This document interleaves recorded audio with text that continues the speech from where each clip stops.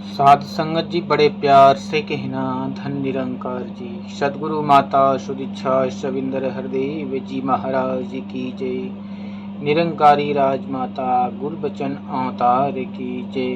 प्यार से कहना धन निरंकार जी। साध संगत जी दास आप जी के चरणों में विचार रखेगा, आशा परवान करेगा। कहते हैं भक्ति लोकी अजय न समझे, रब नु पाना भक्ति है। छोड़ के सारे भरम भुलेखे, गुरु रिझाना भक्ति है। सत्संग जी ये बात सदगुरु के चरणों में आकर ही पता चला। इसके पहले तो जो भक्ति होती थी अपने मनमत की होती थी। समय आया जिस भगवान का त्योहार पड़ता उसी भगवान का पूजन होने लगा। सत्संग जी समय समय पर अनेक प्रकार के देवी देवताओं का ध्यान बनता है, पूजन अर्चन होता है। तरह तरह की विधि के अनुसार इंसान इस परमपिता परमात्मा का पूजा पाठ करता है। लेकिन जब सदगुरु के चरणों में जुड़ना हुआ सत्संग जी, तो भक्ति का पता चला कि भक्ति क्या है, भक्ति क्यों करना चाहिए, भक्ति करने से होता क्या है, भक्ति कैसे करते हैं। साफ शब्दों में ही संत महात्माओं ने बता दिया कि भक्ति लोकी अजय न समझे, रब नु पाना भक्ति है। छोड़ के सारे भ्रम भुलेखे, गुरु रिझाना। कि जब तक परमात्मा नहीं मिलेगा तब तक भक्ति का कोई एक अंश भी हासिल नहीं होगा। चाहे लाख जप तप ध्यान व्रत उपवास कठोर से कठोर योग कर लें, सत्संग किसी काम का नहीं। कहते हैं कि पहले दर्शन मगरो वृद्धि, फिर चाहे कोई जाप करे बिन देखे, या प्रभुदाता जाप नहीं बिरलाप करे। कि जब तक भगवान को देखेगा नहीं तब तक भक्ति करने का मतलब है कि बिना देखे अपनी बातों को किसी को कहना, जिससे कहना है वो सामने है ही नहीं, हम अपने आप बोले जा रहे हैं सत्संग जी। तो उसी प्रकार परमात्मा का पता ही नहीं, हम अपने आप चढ़ावा चढ़ा रहे हैं, अर्चना विनती कर रहे हैं सत्संग जी। लेकिन शास्त्रों के अनुसार जब परमात्मा कड़कड़ में है, ये बातें पहले भी सुनने में जहन में आती थी, लेकिन इस पे अमल करना नहीं हो पाता था। सदगुरु के चरणों में आकर ही इस बात पे अमल हो पाया कि जो सुनते थे कि परमात्मा हर जगह है, मौजूद है, कड़कड़ में है, सदगुरु ने कृपा करके इस परमपिता परमात्मा निराकार ब्रह्म का दीदार करा दिया।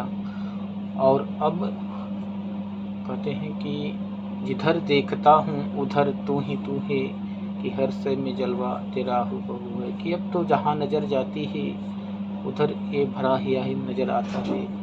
ऐसे प्रभु परमात्मा का ध्यान करने के लिए सत्संग जी हर पल कहते हैं कि जब तक दर्शन नहीं होगा तब तक ध्यान भी नहीं बन पाता है। इसलिए कहते हैं कि पहले रामायण में भी लिखा है कि सत्संग जी बिन देखे प्रतीत न हुई, बिन प्रतीत प्रीति नहीं हुई। प्रीति बिना नहीं भक्ति दृढ़ाई, जो खगेश जल की चिकनाई। साफ शब्दों में ही कई बार पढ़ने में आता था, लेकिन अमल में नहीं आता कि ये चौपाइयाँ क्या संदेश दे रही हैं। जब ज्ञान लेने के बाद ही पता चला कि बिन देखे प्रतीत न होए, कि जब तक इसको देखेंगे नहीं इस कणकणवासी परमपिता परमात्मा को, तब तक इस पर विश्वास ठहरेगा नहीं, रुकेगा नहीं। और जब तक विश्वास नहीं होगा तब तक इससे प्रेम नहीं होगा। जब तक प्रेम नहीं होगा तब तक भक्ति संभव नहीं है। सत्संग जी कहते हैं कि जिस प्रकार कभी सफ़र में जाते हैं तो तमाम देखते हैं कि ट्रेन में या कहीं सीट पकड़ने को लेकर आपस में उलझने होने लगती हैं। लेकिन जब वही ट्रेन आगे बढ़ती है धीरे धीरे, जब आपस में पब्लिक से जान पहचान होने लगती है अगल बगल में, तो वो इंसान के अंदर एक भाव जगता है और वो भी अपने खाने पीने की वस्तुएं पकड़ाता है कि लो खा लीजिए। कुछ क्षण पहले जब अनजान थे तो मारने पे उतारू थे, झगड़े करने के लिए उतारू थे। इसी प्रकार संसार में जब तक परमात्मा को जानेंगे नहीं, एक दूसरे को समझेगा नहीं, तब तक ये मन के अंदर क्रोध ईर्ष्या बैर नफरत इससे दूर नहीं हो सकता। इसलिए साध संगत जी सबसे पहले इस परमपिता परमात्मा का दर्शन जरूरी है। वो भी साध संगत जी इस कलयुग में इतना आसान सद्गुरु ने कर दिया है कि बिना योग त्याग, बिना जब तक किए ही इस परमपिता परमात्मा को ज्ञान के माध्यम से देख सकते हैं, जान सकते हैं, समझ सकते हैं। सद्गुरु कृपा करते हैं, जैसे ही इसका दीदार हो जाता है। और भी बातें लिखी हुई हैं कि रामायण में जब श्री रामचंद्र जी ने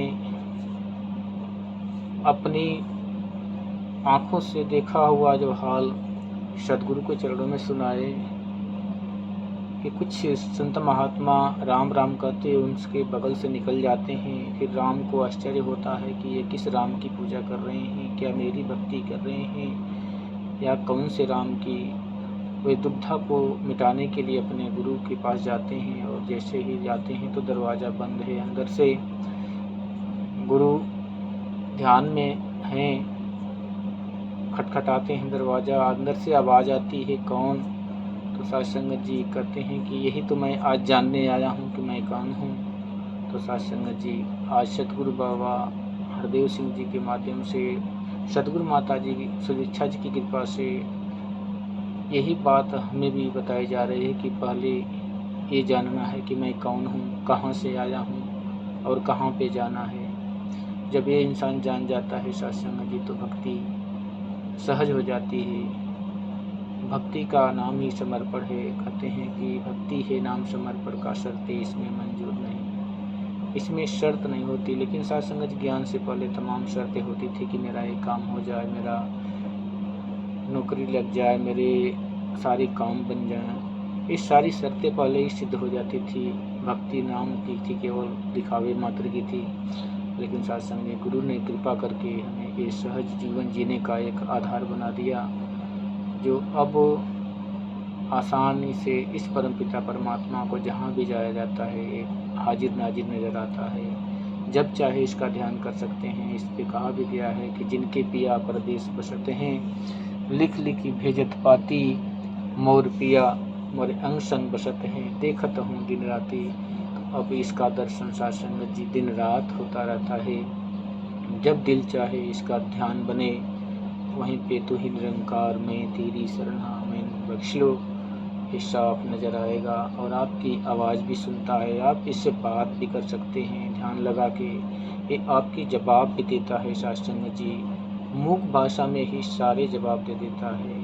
तो ऐसे जीवन में एक अलग ही जीने का ढंग आ जाता है। और भी जब सद्गुरु का ज्ञान मिलता है, ब्रह्म ज्ञान, तो जीवन में एक नई दिशा प्रकट होती है, जीने का एक नया उल्लास प्रकट होता है। साध संगत जी कि ये जीवन क्यों मिला।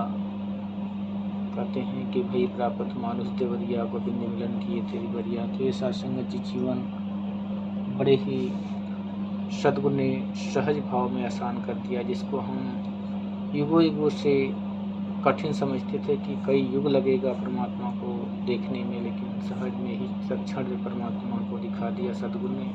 लख लख धन्यवाद है, शुक्राना है सतगुरु माता जी का कि जो लोग अभी नहीं जान पाए हैं, कृपा करना उनके भी ऊपर, उनके भी मन के ऊपर, कि उनका मन भी आपके चरणों से जुड़कर इस परमपिता परमात्मा का ध्यान कर पाए, दर्शन कर पाए और अपने जीवन का लाभ उठा पाए। प्यार से कहना धन्य निरंकार जी।